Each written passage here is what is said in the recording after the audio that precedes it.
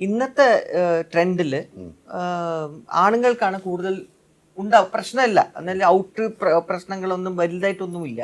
പെണ്ണുങ്ങൾക്ക് കൂടുതൽ ഹീറോയിൻസ് ആയിട്ട് വരുന്ന പെൺകുട്ടികൾക്കെല്ലാം ആകെ ഒരു പടമൊക്കെ ആയിരിക്കും ചിലപ്പോൾ അവർ ചെയ്യുന്നത്, പിന്നെ അവർക്ക് പടങ്ങളില്ല. പണ്ട് ഞങ്ങളൊരു ഹാൻഡ്ഫുൾ ഓഫ് ഹീറോയിൻസ് ആയിരുന്നു. അതുകൊണ്ടാണ് ഇന്നും ഓർക്കുന്നത്. ഞാനുണ്ട്, അംബികയുണ്ട്, പൂർണിമ ജയറാമുണ്ട്, ജലജയുണ്ട്, സുഹാസിനി, അപ്പൊ ഇങ്ങനെ 6-7 പേര് വളരെ ഇത്ര.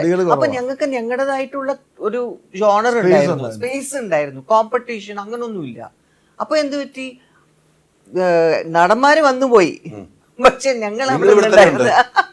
ആക്ച്വലി മമ്മൂക്ക പോലും അല്ല, മമ്മൂക്ക ആ സമയത്ത് സ്റ്റാർ അല്ല. ഞാൻ അഭിനയിക്കാൻ വരുമ്പോ, നിദ്രയിലൊക്കെ അഭിനയിക്കാൻ വരുമ്പോ മമ്മൂക്ക അപ്പോ സ്റ്റാർ അല്ല. ഞാൻ PG വിശ്വംഭരന്റെ ഇടിയും മിന്നലും എന്നൊരു പടം ഉണ്ടായിരുന്നു, അതിൽ മമ്മൂക്ക എന്റെ ബ്രദറായിട്ടാണ്. അത് കഴിഞ്ഞ് PG വിശ്വംഭരന്റെ തന്നെ വേറൊരു പടം, 1 വർഷത്തിന്റെ ഗ്യാപ്പ്, അതിൽ രതീഷാണ് എന്റെ ഹീറോ. ഏതില്, ഇടിയും മിന്നലും.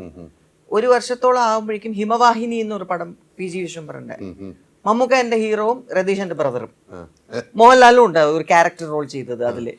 അപ്പൊ അതാ പറഞ്ഞ, അപ്പൊ ഇതൊക്കെ ഞാൻ പോയിക്കൊണ്ടിരുന്നു, നടന്മാര് വന്നു പോയി എന്ന് പറഞ്ഞ പോലെയാണ്. അതാ പറഞ്ഞ. അപ്പൊ ശരിക്കും അതേപോലെ തന്നെയാണ് ഇപ്പൊ അംബികയ്ക്ക് ഗ്ലാമർ റോൾ എന്ന് പറഞ്ഞാൽ അംബിക ആയിരിക്കും. ജലജ വളരെ ദുഃഖപുത്രി എന്ന് പറഞ്ഞ ആ സ്റ്റൈലിൽ ജലജ, മേനയുണ്ട്. അപ്പൊ അതുപോലത്തെ ഞങ്ങൾക്ക് ഞങ്ങളുടേതായിട്ടുള്ള സ്പേസ് ഉണ്ടായിരുന്നു.